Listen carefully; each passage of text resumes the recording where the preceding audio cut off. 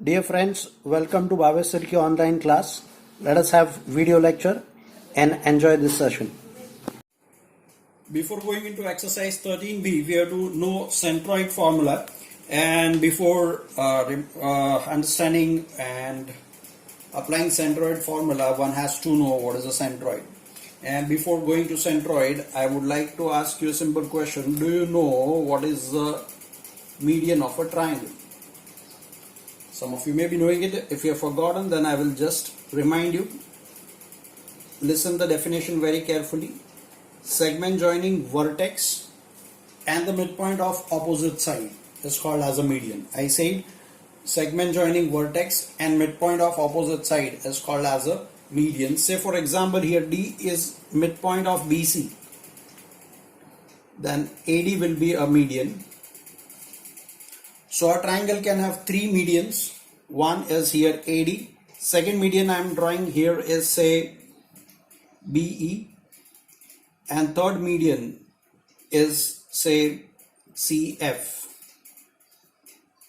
So these are the three medians of triangle ABC. And remember, all the three medians are concurrent. I use the word concurrent. I did not use congruent. Concurrent.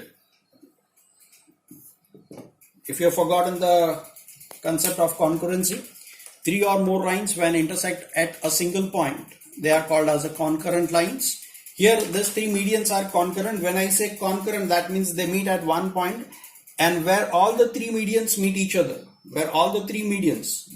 other, that point is called as a centroid. So in this diagram, G is centroid. I'll repeat, median is a segment joining vertex and midpoint of opposite side, and the point of concurrence of all three medians is called as a centroid. After understanding or recalling definition of centroid, let us understand what is centroid formula. Say for example, I have been given three vertices of a triangle as x1, y1, x2, y2, and x3, y3. Say these are the 3 points or 3 vertices of a triangle whose coordinates are known to us as written on the board. And say G is the centroid of the triangle. I am not drawing all the three medians. You understand that centroid will be always inside the triangle. So G is centroid of the triangle whose coordinates are x, y. So what is centroid formula? Centroid formula is very simple. That is, a coordinate of x coordinate of centroid will be equal to sum of x coordinate of all the three vertices divided by 3. Same way, y coordinate of centroid will be the sum of the y coordinates of all the 3 points or all the 3 vertices divided by 2. So these are the coordinates of a centroid. Now coming to further part of it, say for example, I have been given something very interesting. I am extending to this particular concept. Say for example, I am having D over here, E over here, and F over here. I mentioned that D is midpoint of BC, E is midpoint of AC, and F is midpoint of AB. If I draw triangle DEF, this is for your understanding. If I draw triangle DEF, fine, by joining all the 3 consecutive midpoints, I'll get another triangle, and this green triangle's centroid will also be point G. Remember, so many triangles, if you keep on drawing inside by taking midpoints, and whatever number of triangles you draw, centroid of all those triangles will be one and only one, that is G. I'm repeating, if they are the midpoints, then only. Yeah, no other points like you take any other point on BC. No, I'm talking about if you take 3 midpoints and join it, then its centroid will be point G. We are going to see a special question number 13 of exercise 13b. It's a little different question, apparently difficult. I'm saying apparently difficult, but if you understand once, it will not be difficult forever for you. They are given 3 midpoints. Vertices of 3 midpoints of a triangle are given to us as 2, -1. I mean to say D is midpoint of BC, E is midpoint of AC, Coordinates of E are negative 1 comma 4 and coordinates of point F are negative 2 comma 2. These are the coordinates of three midpoints given to us, and we are supposed to find out coordinates of the vertices A, B and C. Let us see how can we solve it. As I told you, apparently it feels difficult, but I will explain you. Before going into that, I'll just tell you, you have already studied linear equation in two variables. Here somewhat linear equation in three variables. First of all, say for example, I am taking F as a midpoint of AB. Then this particular vertex negative 2 will be equal to, I am talking about the x part, x1 plus x2 by midpoint formula, x1 plus x2 divide by 2. X coordinate of midpoint will be equal to sum of the x coordinates of the endpoints divided by 2. So your x1 plus x2 will be equal to negative 4. Say this is your equation number 1. Now I am talking about point D, whose x coordinate is whose midpoint's x coordinate, that is D's x coordinate is 2. Fine. And if I want to apply midpoint formula, x2 plus x3 all divided by 2. So your x2 plus x3 will be equal to 4. So this is my equation number 2. I'll go to point E. Its x coordinate is negative 1. So applying midpoint formula, sum of the x coordinates of endpoints divided by 2.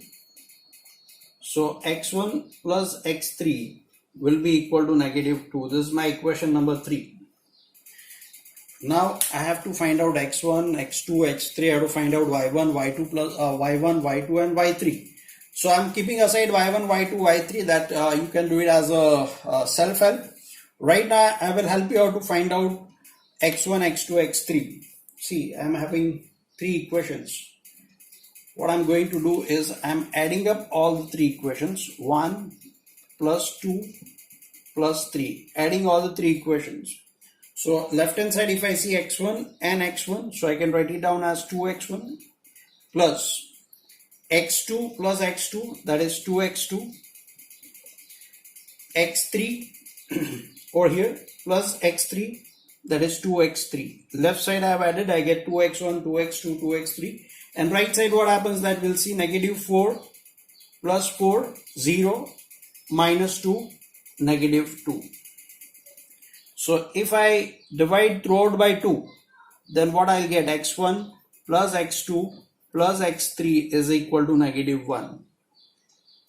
What is the value of x2 plus x3? We will try to find out somewhere. Do we know this value? Answer is yes, we know here as 4. So x1 plus 4 will be equal to negative 1. So x1 will be equal to negative 5. Positive 4 goes that side, then negative 1 minus 4 will be equal to negative 5. Now dear friends, you got the value of x1. How to find out value of x2? Let me tell you, it's not difficult. I'll substitute value of x1 over here. So I will get value of x2. I want to find out x3 value. I can substitute x1 value over here and I'll get value of x3. Similarly, you can apply for y1, y2 and y3 the same concept. And once you get such kind of three equations, you can add up and solve in the same way. Again, a very special question from exercise 13C. Question 13. They have given us three vertices of a triangle. We are supposed to prove that it is an isosceles right angled triangle. And further sub question is there, but first we shall try to understand how can I prove it as isosceles right angled triangle. I have just drawn a triangle. What you will do is you will find out distance AB by using distance formula. We revised in one of the lecture. We will find out distance BC again by distance formula. You will find out distance AC using distance formula. You got all the three distances. Out of all the three distances, two distances will be equal. That is, either AB and BC will be equal, or AC and BC will be equal. Any two sides will be equal. Hence, one part is proven that it is an isosceles triangle. If it is an isosceles triangle, further part we have to find it out. It is a right angle triangle or not. And you will able to see the square of the longest side. In this case, AC will be the longest side. Once you calculate, you will realize that. that square of AC will be equal to sum of the squares of AB and BC. Square of AC will be equal to sum of squares of AB and BC.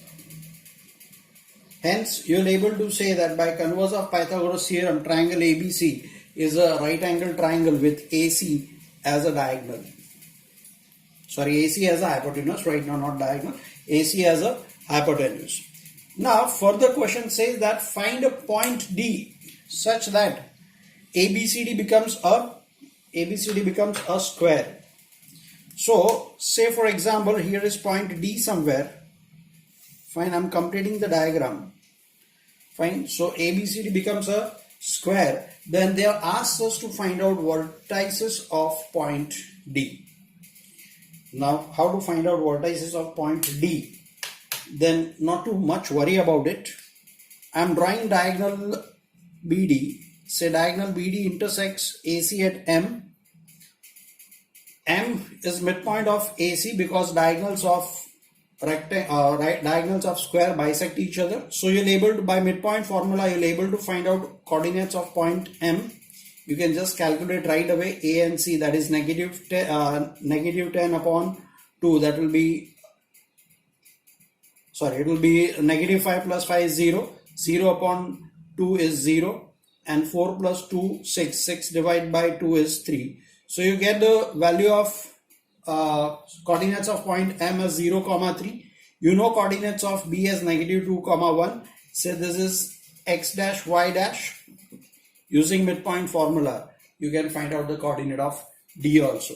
So this is not a difficult question, but definitely a different question where you have to make use of your distance formula, converse of Pythagoras theorem, and then applying midpoint theorem twice. Question number 16 of exercise 13C. Again, a totally different kind of question. They given us that line 2x plus y equal to 4. This red line represents 2x plus y equal to 4. Intersects PQ. Coordinates of P and coordinates of Q are given to us. They are intersecting each other at some point. Say I have labeled that point as x. We are supposed to find out two things. One, coordinates of point A as well as in which ratio A divides PQ. That means we are supposed to find out M1 is to M2 and we are supposed to find out coordinates of A. Fine. So your query or the question part, I will explain you M1 is to M2 question mark, as well as say coordinate of point A is x comma y. So we are supposed to find out x comma y also. Conditions given, coordinates of point P and point Q are given to us. A line 2x plus y equal to 4 intersects PQ at some point. So that point is A and its coordinate is x comma y. Two things to be calculated, in which ratio it divides, and secondly, what are the coordinates of point x and y. Let me tell you, I do not know M1 is to M2, so I am considering let M1 is to M2 equal to k is to 1. This is k and here 1, where k will be some number. Now if you apply section formula, then x will be equal to 3k plus 2 all divided by k plus 1, k into 3 section formula, 1 into 2 whole divided by m1 plus m2. Y will be equal to, what will be y? K into 7, that is 7k, plus 1 into negative 2, that is negative 2 whole divided by k plus 1 whole divided by k plus 1. So these are the coordinates of what? Coordinates of point A.